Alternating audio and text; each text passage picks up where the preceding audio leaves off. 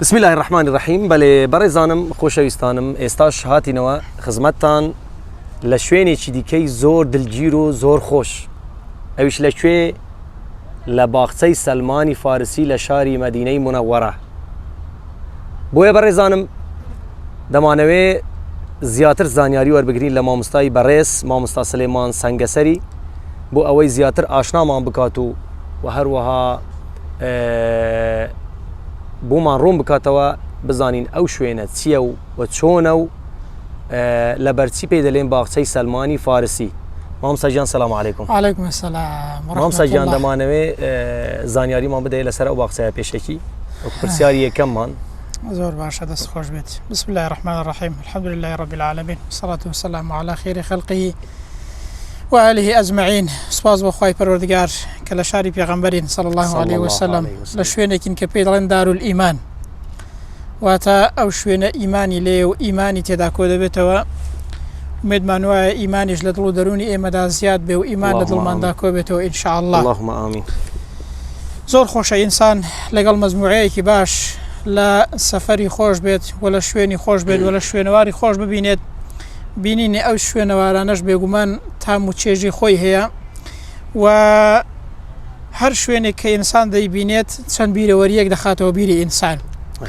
ئەو باخچەی کە ئێستا لێنی کە ئێستا لەنا ئەو باخچەین پێ دەڵێن باخچەی سەلمانی فارسی.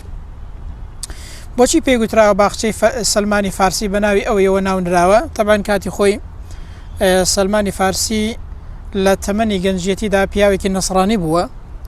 دوای ئەوەی کە نەسڕانی بووە لە نەسڕانیەتدا نەگەیشتۆتە حەقیقەت کە بۆ خۆی باز دەکات. دوای دەوێت بە یەهودی لە ئەویشدا ناگاتە حەقیقەت، دەیەوێت لە دینێکی ڕاستەقینە بگاتە حەقیقەت و لێ بکۆڵێتەوە. دوای ئەوەی کە لە ئێرانەوە لە یعنی دەڕوات لەگەڵ کاروانێکی بۆ ئەوەی بەرەو شوێنێکی وا بچێت بگاتە حەقیقەت لە دینێکی ڕاستەقینە، ئیدی دەچێتە لای قەشەیەکی مەسیحی. دواتر ئەو قەشەیە پێی دەڵێ کە پێغەمبەرێکی ئاخیر زەمان هەیە کە دێت لە ئاخیر زەماندا کۆتا پێغەمبەرە و لە شوێنێکیش دێکە ئەو شوێنە دارخۆرمای لێن. ماشاء الله سبحان الله. سەلمان دەکەوێتە ڕێ بەرەو مەدینە و بەرەو ئەو شوێنەی کە دارخۆرمای لێن. ئیدی قسمەتی دەکەوێتە ئێرە و قسمەتی دەکەوێتە شاری پێغەمبەری صلی الله عليه وسلم. بەڵام ئەوەی کە جێگای با بڵێن ناڕەحەتی و خەفەتباریە ئەوەیە کە لە ڕێگادا زوڵم لە سەلمانی فارسی دەکەن، وەکو بەندەیەک دەیفرۆشن. سبحان الله. کاروانێک لەگەڵ خۆی دەیهێنن لە ڕێگاش ئەو زوڵمەی لێ دەکەن کە کاتی خۆی بەندایەتی هەبووە، بەندە هەبووە، کڕینە فرۆشتنیان پێوە کردووە. ئیدی ئەویش توانای نابێت و دەسەڵاتی نابێت، هەر بە تەنیا دەبێت لەگەڵ کاروانەکەی. دوای ئەوەی کە ئەو کاروانە بە پیاوێکی یەهودی دەفرۆشن. دواتر کە دێتە مەدینە کە تەماشا دەکا زۆر دڵخۆش دەبێت کە ئەو شوێنە دارخۆرمای لێن. سبحان الله. جا ئەو قەشەیە کە وەصفی پێغەمبەری بۆ دەکا صلی الله عليه وسلم پێی دەڵێت ئەو پێغەمبەرە سەدەقە وەرناگرێت بەڵام دیاری وەردەگرێت و نیشانەیەکیشی لە پشتی و لە کەلەکەی هەیە. جا سەلمانی فارسی ڕۆژێکیان دێ سەدەقەی بۆ دێنێ بۆ پێغەمبەری صلی الله عليه وسلم. پێغەمبەر دەیداتە سەحابەکان و بۆ خۆی نایخوات. دەڵێەوە یەکێک لە نیشانەکان سبحان الله دەستم کەوت. دواتر ڕۆژێکی دیکە دێ دیاریەک بۆ پێغەمبەری دێنێ. پێغەمبەر صلی الله عليه وسلم خۆی لێی دەخوات و دەیداتە هاوڵانیش. دەڵێ ئەوە دوو نیشانە. دواتر کە لێ دەکۆڵێتەوە دەزانێت کە وەک وەصفیان بۆ کردووە ئەو محەممەدە صلی الله عليه وسلم پێغەمبەری ئاخر زەمانە و مسلمان دەبێ و ئیمان بە پێغەمبەری دێنە صلی الله عليه وسلم. ئەنجا سەلمانی فارسی کاتێک کە دەیەوێت ئازاد بکرێت، ئەو پیاوە یەهودیەی کە سەلمانی کڕی بوو وەکو بەندەیەک لەسەری دەکات بە مەرج کە 300 بنەدار خورمای بۆ بچێنن لەگەڵ 40 پارچە زێر. ئیدی پێغەمبەر صلی الله عليه وسلم فەرمان دەکا کە هاوکاری سەلمان بکەن لەوەی کە ئازاد بکرێ و خۆی بکرێتەوە. جا هاوڵان هاوکاریان کرد و هاتن 300 بنەدار خورمایان لە باغێکی ئاوادا چاند لە ئەو شوێنێکی ئێستاتیدان ئەو باغە. پێغەمبەری صلی الله عليه وسلم هاوکاری بوو و هەندێکیش لە دارەکان بۆ خۆی دەیچاندن بۆ ئەوەی کە سەلمان ئازاد بکرێت. دواتر ئەوە بوو کە باخچەکەیان تەواو کرد بۆ ئەو پیاوە یەهودیە و ئەوەی کە لەسەری دانرا بوو حەقەکەیان بۆ تەواو کرد. سەلمانی فارسی ئازاد دەبێ و دەبێت یەکێک لە هاوڵانی پێغەمبەر صلی الله عليه وسلم. ئێستا ئەو باخچەی کە ئێمە لە ناوی باخچەی سلمانی فارسیە لەوەوە پێی دەڵێن باخچەی سلمانی فارسی کاتی خۆی بۆ کڕینەوەی ئەوەی کە ئازاد بکرێت ئەو باخچەیان چەقاندووە و تەرتیبیان کردووە بۆ ئەوەی سلمان ببێتە کەسێکی ئازاد. یا ڕبی خۆی گەورە سەرکەوتوت گەڵ مامۆستا گیان بەڕاستی ئەو زانیارانە بۆ خۆم شتێکی نوێ بوون کەمێک زانیاریمان هەبوو بەڵام بەو شێوەیە نەبوو لەسەر بە تایبەت لەسەر سلمانی فارسی داواکارم لە رب العالمین کەوا لەگەر ئەو سەحابی بەڕێزانە حەشرمان بکاتن.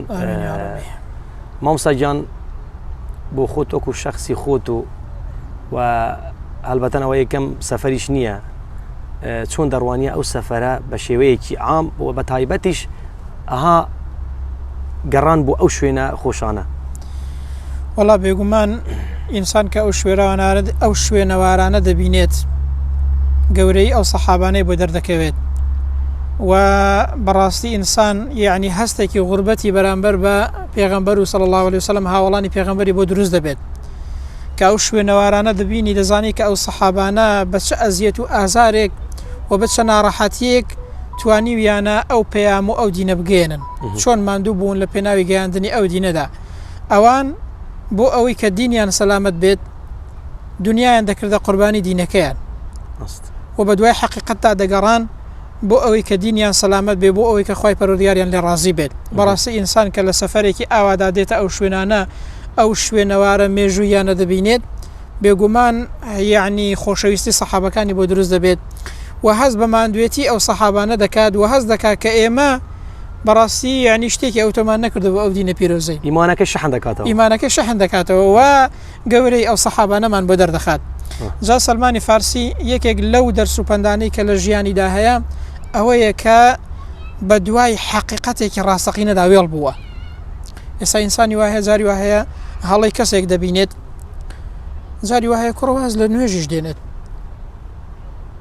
ئینسانی وایە بۆ بڕات بناتە جەماعەتی گوتومە بۆ نایی دەڵێ وەڵی کوڕە خەڵک جەماعەتی دەکا زۆر خراپە سبحان الله یان وەڵا فلان کەس فلان هەڵی هەیە بۆیە وازی لە جەماعەت و مزگەوت و دین و نازانم چی هێناوە. تەمان سلمانی فارسی کە دێتە لای قەشەیەکی نەسڕانی ئەو قەشەیە پیاوێکی زۆر خراپ دەبێت یعنی بۆ بەرژەوەندی خۆی پارە لە خەڵک وەردەگرێت و بۆ بەرژەوەندی خۆی بە ناوی هەندێک شتەوە پارەی کۆ دەکردەوە پیاوێکی زۆر خراپ بوو. دوای ئەوەی کە دەمرێت ئەنجا سلمان هەواڵ بە ئەوانەی کە دەینێژن پێیان دەڵێ بڕواتان بە ئێستا پێتان بڵێم ئەو قەشەیەتان چی کردووە ڕەنگە لە داری بدەن مەیتەکەشی نەنێژن بەڵام ئەو سارد نەبووە وازی لە حەقیقەت نەهێنا هاتە مەشەگە چونکە بە دوای حەقیقەت داوێڵ بوو هاتە لای پیاوێکی دیکە دیسانەوە ئەویش کە پێیوت پێغەمبەرێکی ئاخر زەمان دێت لەوێوە دێت بەڕێ دەکەوێت بۆ مەدینەی بۆی بگاتە ئەو شوێنێکە دارخورمای لێنە. جاکە سلمانی فارسی ئەو دەنگ و باسی لە خزمەت پێغەمبەردا گێڕایەوە صلی الله علیه وسلم بۆی باسکردن پێغەمبەر فەرمووی ئەو دەنگ و باسە بۆ هاوڵان باسکە. بۆچی کەواتە گێڕانەوە و باسکردنی ئەو بابەتە وە ژیانی سلمانی فارسی بۆ خۆی دەرسوپەندی زۆری تێدایە و بۆ خۆی ئینسان زۆر دەرسوپەندی لێ دەبینێت کە فێر بێت چۆن بە دوای حەقیقەت داوێڵ بێت ئەگەر هەڵەش لە کەسێک ببینێ بەڵام دواتر ئەو دینی کە ڕاستە ئینسان وازی لێ نێنێ و هەر بە دوای داوێڵ بێ و بیەوێ بگاتە حەقیقەت بێگومان خوای گەورەش یارمەتی دەدات. والذین جاهدوا فینا لنهدینهم سبولنا ئەو کەسانەی کە لە ڕێگای ئێمەدا تێدەکۆشن خوا دەفەرمێت ئێمەش ڕێگاکانی خۆمانیان بۆ ڕوون دەکەینەوە.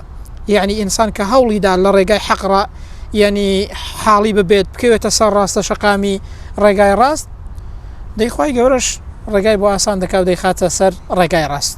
خوای گەورە بە لوتف و کەڕەمی خۆی دەرەجەی ئەو سەحابانە بەرزکاتەوە لە لای خۆی خوای پەروەردگار بە فردەوسی ئەعلایان شاد کات ئێمە دوعای خێریان بۆ دەکەین چونکە ئەوان خاوەنی فەزڵن بەسەر ئێمەوە لە پێناوی گەیاندنی ئەو دینەیدا زۆر ئەزیەت و ئازاریان کێشاوە ئێمەش لێرەوە دوعای خێریان بۆ دەکەین خوای پەروەردگار دەرەجەیان عالیکە ئینشاءالله ئومێدیشمان وایە ئێمەش بگەێنیت بە ئەوان ئینشاءالله لە دوا ڕۆژدا لەگەڵ پێغەمبەر و هاوڵانی پێغەمبەردا صلی الله علیه وسلم لە بەهشتی پڕناز و نیعمەتی خۆیدا خوای گەورە لە حەوزی کەوسەر کۆمان کاتەوە. زۆر خۆشحاڵ بووم بە دیداری برایانێکی ئێوەکو ئێوە و کە لەو سەفەرەیدا هاو سەفەر بووین خوای پەروەردگار بیکاتە مای خێری دنیا و قیامەتمان خزايا ملايك بداته يا ربي. ربي. السلام عليكم ورحمة الله وبركاته.